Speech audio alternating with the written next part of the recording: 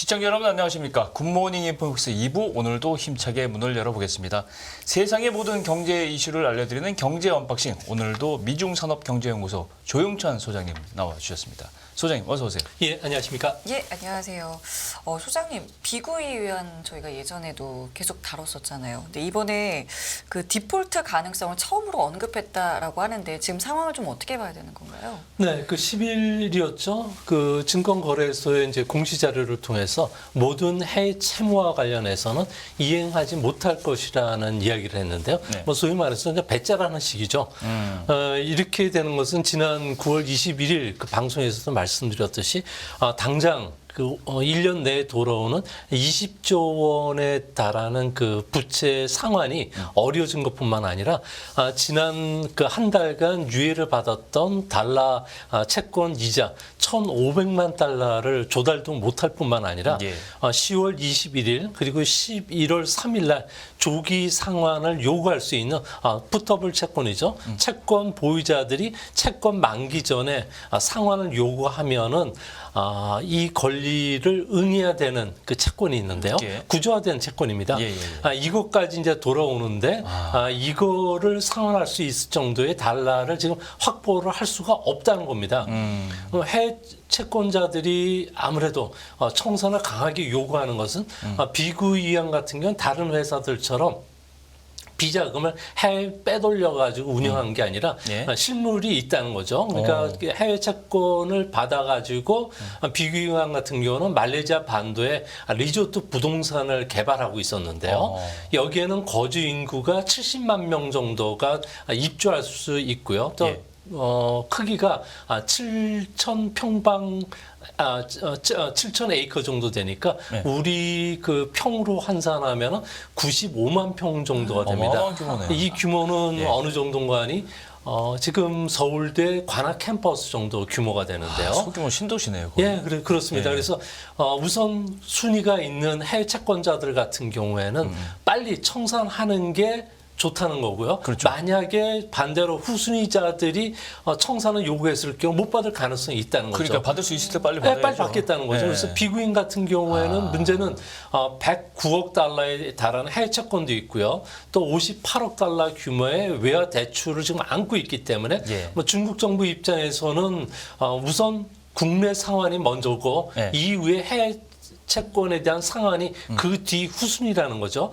만약에 중국 같은 경우에는 이런 그 기업들의 해외 채권 문제와 관련해서 정부가 계속 꽁짓돈을 대준다든지 대출 보증을 해줬을 경우에는 모랄 해저드에 빠질 수가 있다는 건데요. 그렇죠. 특히 이번에 그 중국 같은 경우에는 헝다 문제를 통해서 중국 개발 기업들이 해외 부동산과 관련해서 대출 담보로 해서 가져간 돈들이 상상을 불허할 정도로 많았고요. 이 자금이 비구엔처럼 부동산 개발에 순수하게 투자된 것이 아니라 대부분은 그 정치인들의 비자금으로 이용했다는 그 증거가 지금 밝혀졌다고 합니다. 문제가 복합적이네요. 예, 그래서 어떤 형태로 하는 거니 개발 회사들 같은 경우에는 유력 정치인들이 일반 그 부동산 토지를 이제 불알 받아가지고 이것을 유력 정치인들이 힘으로 해서 잡종지로 바꾸고 잡종지가 다시 사업용지로 택지로 바꾸고 바뀌는 거죠. 탁지로 이렇게 바뀌는 그렇죠. 과정에 7단계, 8단계는 순식간에 상향 조정해줬다는 거죠. 그렇게 해가지고 부풀린 거를 우선 돈 을 갚는 게 아니라 팔리면 갚겠다는 조건으로 해서 한 100배 정도 올라가면은 그걸 가지고 외국 은행에서 네. 국내 중국 은행들이 보증하에 네. 대출을 받고 네. 이 대출을 받은 걸 해외 비자금 통로로 이용을 했다는 거죠. 이게 이제 분식회계가 이제 밝혀지기 시작했다는 그러네요. 거고. 예. 그래서 이 많은 해외 그 부채들과 관련된 개발 회사들이 하나씩 대주기 시작하면 끝도 없이 이제 확대가 된다는 겁니다. 이 때문에 이제 슈자인 회장이 구속된 이후에 크로스보드 그 보증, 그러니까 중국 은행이 보증해서 외국 은행에 대해서 대출을 못 갚으면 우리 은행이 대신 달러 부채를 갚겠다. 이거를 이제 끊었고요. 또 한 가지는 은행의 외화 대출 창구도 이제 다 맡겼다는 겁니다. 뭐 자구 노력을 하긴 했지만 1월 달부터 9월 달까지 비구인 같은 경우에는 부동산 매각을 금액을 보니까 전년 동기 대비해서 무려 43%나 감소를 했는데요. 뭐 1대1 할인도 했고요. 또 30에서 50% 할인 행사했지만 팔리지를 않고 있다는 거죠. 당연히 안 팔리죠. 예, 그래서 이제 그 분할 상환도 채권자들이 거부했고요. CB도 발행이 안 되다 보니까 이제 더 이상 돈을 구할 수 있는 상황이 아니라는 겁니다. 그렇죠. 뭐 그야말로 이제 앉아서 디폴트를 기다려야 되는 아주 처량한 신세가 됐는데요. 이제 문제는 비구인의 그 디폴트가 발생한다면은 형따에 비해서 사업 규모가 4배 정도 달하는 큰 기업입니다. 그 파괴력은 상상을 불허할 정도의 영향을 끼치게 되는데요. 그러네요. 당장 신용도가 추락한 지방은행들 같은 경우에도 자체적인 채권 발행뿐만 아니라 해외 채권에 대해서 상환이 상당히 어려워지게 됐고요. 또 헝따, 비구인뿐만 아니라 롱창, 록지그룹, 위엔양 같은 경우에 달러 부채를 다 합쳤을 경우에는 무려 우리나라 돈으로 1,000조 원이 넘어갑니다. 우리나라 1년 예산이 635조 정도 그렇죠. 되니까 네. 1.5배 정도 되는 거를 예. 중국 정부가 어떻게 할 수가 없다는 거죠. 그러니까 뭐 디폴트 선언하고 자빠지는 거죠, 뒤로. 네, 그렇게 네. 되다 보니까 그래요. 이제 부동산 개발에서의 문제가 이제 자자회사로 트고 이거와 관련해서 이제 입주 못한 그 중국인들로 튀기 시작하니까 진짜 중국 안에서 회사 코뿔소가 출현한 거 아닌가 이런 우려감이 지금 강하게 제기가 되는 거죠. 제가 설명을 듣고 보니까 2008년 금융위기하고 거의 비슷한 양상으로 치닫고 있는데 그때는 미국에서 벌어졌기 때문에 이게 전 세계적으로 이제 파급 효과가 굉장히 셌는데 중국에서 문제는 중국에서만 끝났으면 좋겠는데 이게 이제 퍼져나갈지도 이제 문제고 그저께 IMF가 이 중국 성장률 하향 조정했는데 이거로 분명히 이 점이 반영됐을 거라고 생각합니다. 이 성장률 발표치 이거 좀 설명해 주세요. 네, 중국의 그 성장률은 뭐 제로 코로나 영향으로 인해서 2022년도였죠. 작년 같은 경우에는 3% 성장밖에 안 됐는데요. 예. 여기에 따른 기저 효과로 인해서 올해는 5% 성장 가능하다 이렇게 봤고요. 그래요? 이제 문제는 2024년도에는 네. 4.2%로 성장률을 하향 조정시켰는데 이는 앞으로 분기 단위당 더 내려갈 가능성이 클 것으로 보여집니다. 4.2%라는 거는 이전 7월 달의 예측 자료보다도 예. 0.6%포인트나 급락을 한 수치인데요. 예. 이는 잠재 성장률이 중국이 5%인 점을 비교하면 상당히 충격적이고요. 또한 IMF 같은 경우는 중장기 성장 전망도 같이 해주는데요. 2028년도에 중국의 GDP 성장률은 3.4%까지 급락할 가능성이 있다고 전망을 했습니다. 아무래도 중진국 함정에 빠진 중국이 새로운 성장 엔진을 전혀 개척하지 못한 상태고요. 예. 부동산 불황이 장기화될 가능성이 크기 때문에 이제 앞으로 세계의 경제뿐만 아니라 신흥국 성장을 견인하는 역할을 해줄 수 없다는 겁니다. 예. 이 때문에 중국 같은 경우에는 가장 시급하게 지방 정부의 대출 플랫폼이죠. 융자 평대와 관련된 그 부실 채권 문제를 빨리 정리하라고 이야기했는데 이 융자 평대 같은 경우에는 GDP의 현재 공식적으로 45% 정도 수준이 되는데요. 이게 만약에 부실화되기 시작을 한다면은 전체 그 부실 대출 규모의 한 절반 정도는 은행이 떠안아야 되는데 그렇죠. 은행이 떠안을 돈이 순식간에 600조 정도가 늘어난다는 겁니다. 그렇게 되면 은행의 부실 채권 비율이 현재 4.5%인데 네. 7.5% 11%로 급등하게 되고 이렇게 되면 고스란히 은행은 다른 그 기업들에게 대출을 해줄 수 없을 뿐만 아니라 대출금을 해줘야 되니까 이런 상황까지 빠질 거를 미리 대비하라는 경고로 보여집니다. 제가 이 말씀 들어보면 이 중국이 우리가 잊어먹고 있는데 중국은 공산주의 사회주의 국가잖아요. 사회주의 국가가 자본주의의 최첨단 기술인 금융 기술을 잘못 쓰면 이렇게 된다는 걸 보여주는 게 아니게 저는 그런 생각이 듭니다. 네. 그 지금 상황이 뭐 이렇기 때문에 뭐 어떤 대책들을 좀 내놓을까 이런 부분도 좀 궁금한데 중국에서 근데 이런 회의를 했더라고요. 이게 저는 굉장히 좀 낯선 단어였는데 전국 선전사상 문화 공장. 그러니까 지금 문화를 좀 더 강조하겠다, 강화하겠다.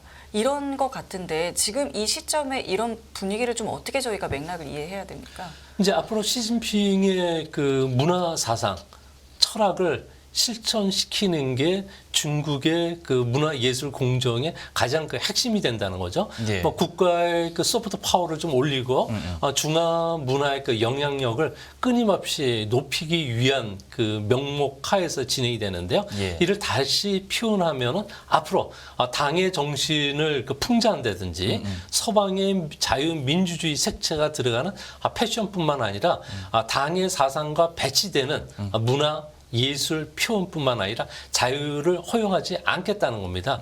뭐 중국 안에서는 최근 들어와서 홍콩을 중심으로 해서 패션 산업이 상당히 그 각광을 받고 있는데요. 예. 어느 정도 먹고 살다 보니까 뭐 의복이라든지 이게 그 패션이 진행이 되는 거죠. 중국 같은 경우에는 우리는 의식주라는 표현을 쓰는데 중국도 시기주라는 표현을 먼저 쓰긴 하지만 최근 들어와서 의류라든지 자신의 그 자유를 표현을 상당히 강화를 하는 데요. 이 때문에 마오쩌둥의 그 인민복을 변형시킨다든지 홍위병 복장을 현대적으로 재해석하는 그 풍자 패션들이 상당히 유행을 하고 있다고 합니다. 네. 이제 이게 이제 눈꼬리 이거 보기 안 싫다 좋았다는 이거죠? 거죠. 또 이제 앞으로 민족 정신을 훼손하는 행위를 할 경우에는 치안관리 처벌법에 의해서 강력하게 처벌시키고 관련 조항도 상당히 강화시켰는데요.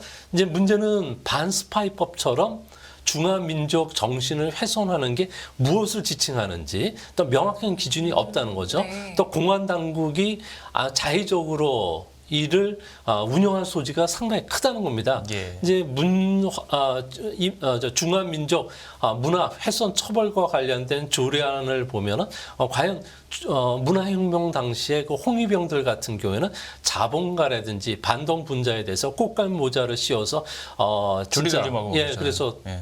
이런 안 좋은 사태들이 있었는데 예, 예. 이제 인지도가 높은 예술인 그리고 연예인 골라서 시범 케이스로 이제 하겠다는 거죠. 이렇게 되면 그동안에 말을 안 들었던 부자라든지 기업인들 그리고 백지 시위에 나섰던 젊은이들 같은 경우는 꼬리를 내릴 수밖에 없다는 거고요. 이렇게 된다면 중국은 진정한 공포의 경찰 국가로 거듭날 가능성이 있지 않나 이렇게 보여집니다. 아니 제목은 문화 정책인데 문화 통제 정책이네요. 이게 문화라는 게 사실은 일반 시민들, 국민들 사이에서 자발적으로 그 시대를 대변해서 나오고 문화 대혁명 같은 경우 진짜 중국은 한번 아픔을 겪었잖아요, 그죠? 한번 억지로 우리가 보기에는 억지로 이제 되돌려 놓은 건데 그걸 비슷한 작업을 또 한다는 거잖아요, 지금.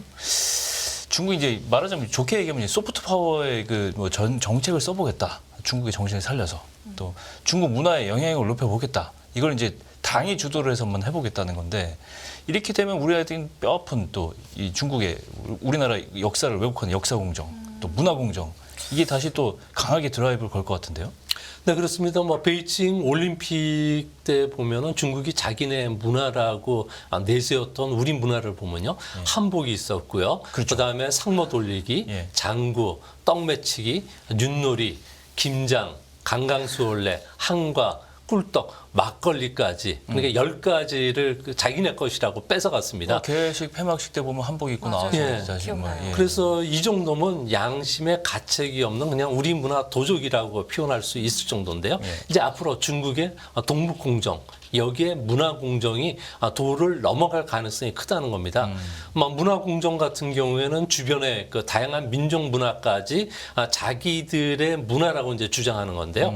중국이 오리지널이라는 잘못된 그 사상에서 비롯된 거고요. 원래 중국 거다 이렇게 생각하는 거예요. 예, 그렇죠. 사람들이. 동북공정 네. 같은 경우는 동아시아 역사는 다 내 것이라는 거죠.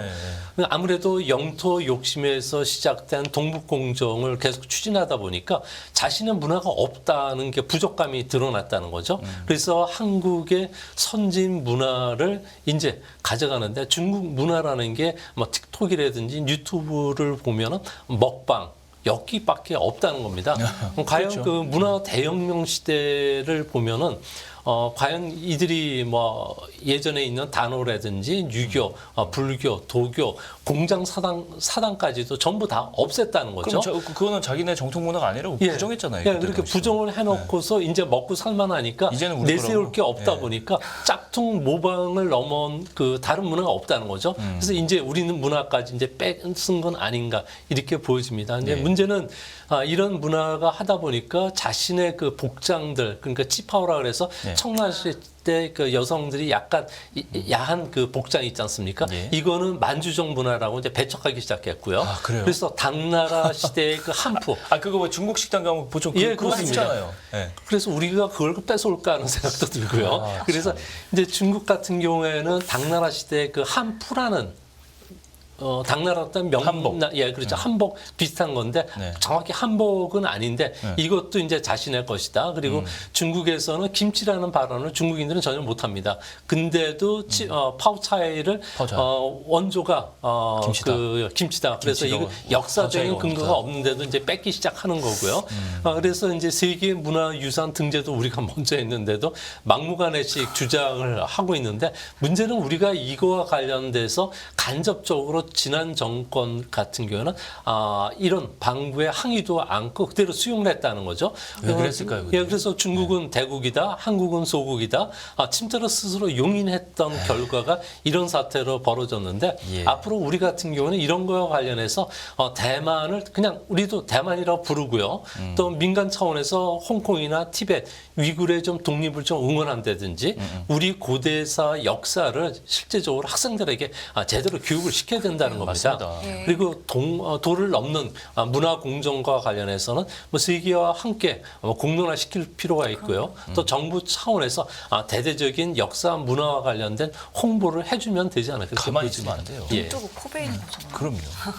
그리고 좀 전에 잠깐 언급해 주셨는데 이 어떤 이 문화를 좀 강조하는 이 틈을 타서 뭐 그동안 좀 눈에 가시였던 뭐 연예인이나 뭐 유명인들에 대한 뭐 퇴출 작업도 진행될 수 있다고 하셨잖아요. 만약에 그게 진짜로 진행된다면 어떤 식으로 되는 건가요?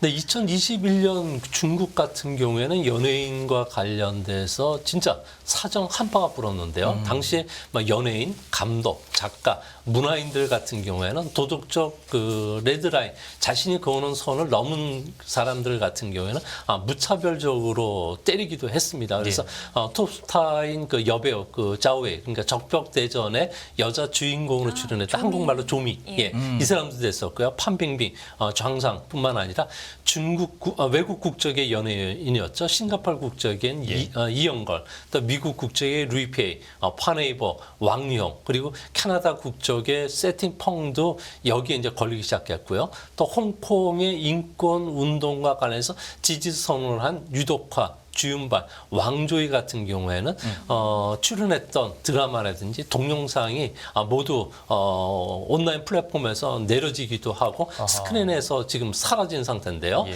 이제 문제는 스타들뿐만 아니라 플랫폼, 팬클럽 문화, 또 문화예술 카르텔 같은 경우에도 된소리를 맞았는데 앞으로 강도가 더 세지지 않을까 보여집니다. 그래서 사회주의 핵심 가치, 특히 청소년 건강을 해치는 문화와 관련해서는 앞으로 이런 악순환을 아예 끊어버리겠다는 게 시진핑 사상의 핵심인데요. 이 때문에 앞으로는 패션 그리고 문필과 사상가, 음악가, 작가 같은 방송과 문학의 숙청이 대대적으로 진행될 것으로 보여지고요. 이것을 더 넘어서 이참에 아예 문화예술 그리고 방송계의 뒷배 역할을 해주면서 큰손 역할을 해줬던 배우 세력이 있습니다. 중국에서는 특권층이라고 불리는 짱점이라든지 쩡쩡 그리고 루인산과 관련해서는 이들의 2세, 3세들이 이 사업을 하면서 못하게. 돈줄도 했기 때문에 이 돈줄을 아예 틀어막고 이참에 이들과 연계된 연예인뿐만 아니라 이권 사업까지도 이참에 잘라내겠다는 게 가장 근본적인 이유가 아닌가 보여지는데요. 뭐 이들 그 권력층 자녀들 같은 경우에는 홍콩 연예인과 함께 비즈니스 사업도 많이 했습니다. 알리바바의 여러 가지 사업들에 참여하면서 알리페이라든지 이게 상장되기 전에 공모에 들어가기도 했었고 이런 자금줄을 뺏는다면은 아무래도 이들 세력이 시진핑에 대해서 대항하지 못하지 않을까. 그래서 앞으로 중국은 언론, 영화, 문화계에 권력을 가진 사람들을 끌어내는 이런 문화 대혁명. 그러니까 소위 말해서 2차 문화 대혁명. 예, 그렇죠. 그런 게 이제 강하게 작용되지 않을까. 소위 말해서 분석행위를 하겠다는 거죠. 그렇죠. 예. 뭐 중국은 정말 정기적으로 이런 일이 일어나서 뭐 그렇게 낯설지도 않아요, 사실. 근데 이제 문제는 중국이 그렇게 하거나 말거나 상관없다고 볼 수도 있는데 문제는 우리나라 K-팝 또 문화 뭐 K 콘텐츠 뭐 이런 것들의 최대 시장 중에 하나가 중국이라는 게 문제인데 바로 우리나라 직격탄을 맞을 수 있겠네요. 네, 그렇습니다. 중국 같은 경우에는 이제 행실이 불량하다는 중국에서 레지라는 표현을 쓰는데 이런 연예인들 같은 경우 또 예술인 같은 경우에는 이제 그 대중 앞에 나올 수 없다는 거죠. 네. 제2차 그 연예인 숙청 또 문화 공정이 이제 시작이 될 것으로 보여지는데요. 이렇게 된다면은 우리나라 역사 문화뿐만 아니라 세계 역사도 좀 바꿀 가능성이 크고요. 또 시진핑 같은 경우에는 가장 두려운 게 자유라든지 민주, 인권 의식이 강한 그러니까 자기 표현이 강했던 K-팝들 그리고 K 콘텐츠, K 뷰티 같은 경우에는 서구 문화의 그 대표적인 그 아류로 보고 있기 때문에 일본 문화처럼 아예 그 사용을 못하게 할 가능성이 크다는 거죠. 그래서 이참에 뭐 연화나 영화나 문학의 패션 같은 경우에는 한순간에 좀 암흑기에 빠져들 가능성이 큽니다. 이렇게 된다면은 중국의 그 막무가내식 그 문화적인 공정 같은 경우에는 창의라든지 개방, 자유를 그 기반을 둔 우리 같은 경우에는 K 콘텐츠, K-팝, K 패션 같은 경우에는 의외로 반사적으로 아시아의 문화를 대표할 가능성이 크지 않을까 이렇게 보여지기 때문에 앞으로 중국의 그 압력이 중국 안에서 일어날수록 반사적으로 우리 문화가 다시 등장할 가능성이 크고요. 인류 역사 5천 년의 그 아시아 문화를 보면은 문화라는 게 높은 데서 아래로 흐르지 아래에 있었던 문화가 높은 데로 흐른 사례가 없습니다. 맞습니다. 이 때문에 이런 현상을 보면은 역시 우리 문화가 이제 두드러질 그 창의력을 기반으로 해서 웅비할 수 있는 시기가 다시 한번 돌아오지 않을까 이렇게 보여집니다. 네. 그 말씀 중에 뭐 권력층, 특권층의 2, 3세들이 이렇게 뭐 문화 예술인과의 어떤 뭐 여러 가지 뭐 비즈니스를 했다라고 짧게 말씀해 주셨잖아요. 근데 저는 이게 항상 뭐 어떤 특권층, 권력층 중국에서 얘기 나오면 부패와의 어떤 연관성에 대한 이야기들을 좀 많이 들었던 것 같아요. 특히 뭐 시진핑이 집권하고 나서 반부패 세력을 뭐 척결하겠다 이런 이야기들은 꾸준하게 좀 보도가 되고 있는데 지금 실제로 중국 내에서 이 분위기는 좀 어떻습니까? 네, 중국 같은 경우에는 그 100년간의 중국 공산당 역사를 보면은 마오쩌둥 때는 내가 죽느냐, 내가 사느냐 이런 그 생사를 걸린 싸움을 했었고요. 그렇죠. 시진핑 때부터는 숙청 속에서도 이제 살아남은 자 중에서 수족이라도 면정 복귀하는 자를 도려내서 내치는 이런 그 숙청 작업이 시작이 되고 있는데요. 예. 뭐 중국 같은 경우에는 상사를 건 그 권력 투쟁이 이제 이권 사업으로 변질이 됐던 것은 덩샤오핑이 정치 무대에서 내려오면서 아무 연줄도 없고 중앙 인맥도 없는 장쩌민이 이제 부각이 됐던 천안문 사태의 이유가 되는데요.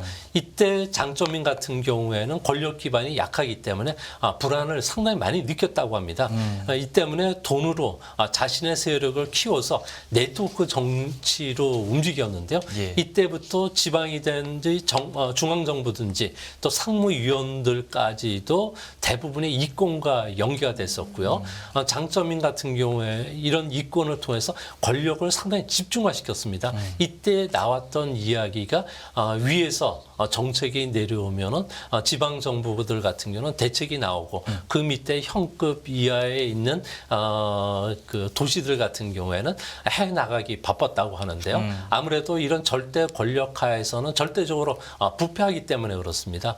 그러다 보니까 뇌물이 아니면 정치가 움직이지 않게 됐고요. 네. 뇌물 액수도 점점 고급화 그리고 고액화가 되면서 매년 10조 위엔 그러니까 1,800조 이상의 돈들이 갑자기 사라지기 시작했다는 겁니다. 벽장에 있고 네, 바닥에 그래서 있고. 근데 은밀화되기 시작을 했고 네. 그러다 보니까 이 당시에 그 유행했던 것이 그 마카오에 있는 네. 카지노 보면은 골든 칩이라서 100만 달러짜리 칩들이 네. 중국 안에서 통용이 됐는데 칩 자체가 작지 않습니까? 예. 호주머니에 들고 마카오 카지노에 가서 교환만 하면 100만 불이 되니까. 그렇죠. 그래서 중국 정부가 이거 안 되겠다. 그래서 마카오 그 카지노 출입 금지 그리고 이제 사진 기자들을 다 그 데려다가 그 앞에 지나가는 중국인들 다 촬영해서 전부 검색하기 시작했다는 거죠. 이뿐만 아니라 그 허위 인보이스라든지 계약서를 통해서 거액의 자금들이 빠져나가고 그리고 선박을 이용해서 중국의 위에나도 빠져나가기 시작했고 근데 간부나 부자들 같은 경우는 해외 이민이 가속화됐는데 이때 나왔던 이야기들이 알몸 관리들이라는 이야기가 나왔는데 알몸 관리요? 예, 그러니까 소위 말해서 가족들은 해외다 두고 자기 혼자 그 중국에서 근무하는 중국에 있다. 예, 그래서 이런 것들이 해외 빼돌린 자금이 1조 달러에서 많게는 3조 달러에 이른다는 이야기도 나왔고요. 또 부패 금액이 중국 그 예산을 상회할 정도로 커지다 보니까 중국 안에서는 예금을 예치례는 부패 관리로 찍힌다는 거죠. 그러니까 미국 등 해외 쪽에 저축을 하고 또 지폐를 보관하기 위해서 새로운 집을 졌는데 거기에 이제 묶여 놓다 보니까 곰팡이서로 돈을 못 쓰게 되는 거고 그러다 보니까 지금 헝따나 그리고 비규엔을 비롯해서 많은 농창 같은 기업들이 비자금을 어떤 식으로 쓰느냐? 그러니까 해외 대출을 일으켜 가지고 부동산을 담보로 해서 받는데 이때 보통 부동산 담보의 70%만 해외 은행에 대출을 받습니다. 그리고 나머지 30%는 대출을 못 받기 때문에 중국 은행들이 이것을 법원에 청산 신청을 해서 나머지 30을 가져가게 되는데요. 이 70을 가져가서 이 돈들이 그야말로 자신의 그 비자금이라든지 정치인의 뇌물로 쓰는데 이 규모 자체가 엄청나다는 거죠. 그러니까 헝따 같은 경우에는 뭐 60억 달러 이상 그리고 그 비구행 같은 경우는 200억 달러 이상이니까 그 자금의 상당 부분이 정치인 자금으로 들어가고 이게 가족들이 해외에서 떵떵거리고 산다는 거죠. 그리고 슈자인 회장 같은 경우는 전 부인이 정타이타이라는 사람인데 이 사람 같은 경우에 이제 구속되기 전에 이혼을 하고서 전처에게 자기 지분의 51%를 주고서 장남이 있는 캐나다를 보냈는데 이때 중국에 있는 이 비자금들을 전부 했다는 위장 그 이혼을 했고 그리고 이 비자금 형태로 해서 가족들은 아주 편하게 살고 있다는 거죠. 그래서 이런 형태가 되다 보니까 소위 말해서 살찐 관료의 대명사가 이런 기업인들뿐만 아니라 군 장성들이 더 많다는 거죠. 군 장성들 같은 경우 원스타만 하더라도 중국에서 상당히 높은 기업, 우리나라로 해서 사단장급이 해당이 되는데 이 사람들이 갖고 있는 비자금을 한번 대표적으로 한 사람을 건드려 봤더니 집 전체 그 숨겨놨던 자금이 한 28억 달러 이상이 됐던 것으로 나오게 되고 마오타이 같은 경우에는 트럭으로 그 두동 분량이 거기 있었고 금뿐만 아니라 다양한 귀금속들이 무더기로 나왔다고 합니다. 이게 참 아이러니한 게요. 이게 절대 권력을 가지면 국가가 통제를 해서 중앙 집권 권력이 있을 것 같은데 그러니까요. 그런 나라일수록 부패 권력이 심하다. 이게 이제 통상적으로 우리가 지금 알고 있는 건데 저는 궁금한 게 있어요. 이게 개인적으로 무슨 착복을 하고 뭐 부패를 하고 이런 문제가 저는 아니라고 생각하거든요. 이게 조직적으로 분명히 어떤 세력들이 정말 오랜 시간 동안 네트워크를 통해서 뭐 모든 혈연이라든가 지연이라든가 어떤 이유로라도 이제 네트워크가 지금 있어서 이게 조직적으로 하고 있다고 생각하는데 어떻게 보십니까? 중국이라는 나라는 상당히 이권과 연관이 되어 있고 많은 관계들이 형성이 되고 있는데요. 관시라고 우리가 얘기하는 게 이것도 관시잖아요. 예, 그래서 뭐 정치 파벌들 같은 경우는 뭐 공천당, 뭐 타자당, 상하이파 도 있고 또 중국에서는 이 마오쩌둥 시대로 돌아가잖아 아주 보수파들이 최근 들어와서 상당히 급부상을 하고 있고요. 또 지방 같은 경우는 토lum이라고 하는 세력들이 있는데, 토 세력들. 예, 그래서 토 세력들에서 뭐 광저우파, 광둥성파, 절강성파, 뭐 산둥성파, 뭐 충칭파 이런 사람들이 권력과 그 경제와 카르텔을 정경 동맹을 하고 있고요. 또한 이런 그 정치 세력들 같은 경우 2세, 3세들이 있는데 중국의 대장정을 참여했던 원로들이 한 500명, 그러니까 소위 말해서 장성급 이상들이 500명이 되는데 그와 관련돼서 그 2세 3세, 4세, 지금 5세까지 나갔는데 그 원로 애들의 자녀들. 예, 그래서 이런 사람들이 그 소위 말해서 태저당이라는 사람들이 베이징에만 3,000명 정도가 살고 있다 그러고요. 중국 전역에는 5,000명 정도가 개국 공신의 집안이네. 네, 그렇습니다. 이 사람들 같은 경우는 조사를 했더니 여기에서 비즈니스를 하는 사람들이 갖고 있는 자산 규모가 10년 전에 한번 조사하고 그 이후에는 조사를 안 했는데요. 이 당시에 300억이었으니까 지금은 10배 정도 늘어났다고 하니까 한 사람당 3천억씩 갖고 있다는 거죠. 이게 소위 말해서 중국의 그 경제적 이익과 정치 권력 간의 그 공생관계가 있고요. 이런 공생관계라는 특별한 조직이 없습니다.